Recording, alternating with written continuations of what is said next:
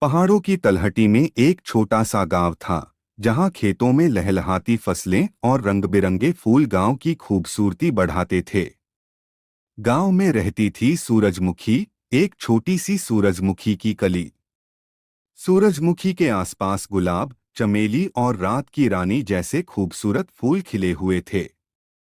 हर सुबह सूरज की पहली किरणें इन फूलों पर पड़ती और ये अपनी खुशबू से पूरे वातावरण को महका देते थे।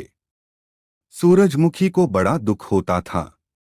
वह सोचती, कब मैं भी खिलूंगी, मेरी पंखुड़ियां कब खुलेंगी और मैं भी बाकी फूलों की तरह खुशबू बिखेरूंगी। हर रोज सूरजमुखी सूर्यदेव से प्रार्थना करती, हे सूर्यदेव, मुझे जल्दी से जल्दी खिलने का वरदान दीजिए।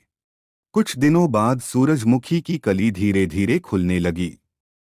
उसके अंदर से चमकीली पीली पंखुड़ियां बाहर निकलीं।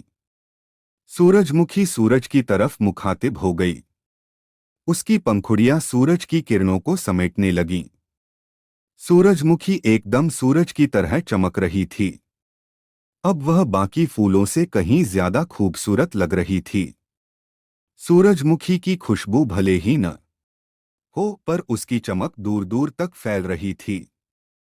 गांव के लोग सूरजमुखी की खूबसूरती देखकर मंत्रमुग्ध हो जाते थे। बच्चे सूरजमुखी के पास खेलते थे और सूरजमुखी उन पर अपनी छाया करती थी। सूरजमुखी गांव की पहचान बन गई थी। कुछ समय बाद एक तेज आंधी आई। आंधी के झोंके इतने तेज थे कि सारे फूल जमीन पर गिर गए। मगर सूरजमुखी अपनी जगह अडिग खड़ी रही। उसने अपनी मजबूत डंडी से जमीन को पकड़ रखा था। आंधी थमने के बाद सारे फूल मुरझाए हुए पड़े थे। सिर्फ सूरजमुखी ही खड़ी थी, सूरज की तरह चमकती हुई। सूरजमुखी ने सीखा कि खूबसूरती सिर्फ दिखने में ही नहीं होती। असली खूबसूरती है दृढ़ संकल्प और हौसले में। हर किसी की अपनी खासियत होती है। हमें अपनी खासियत को पहचानना चाहिए और दूसरों से अपनी तुलना नहीं करनी चाहिए।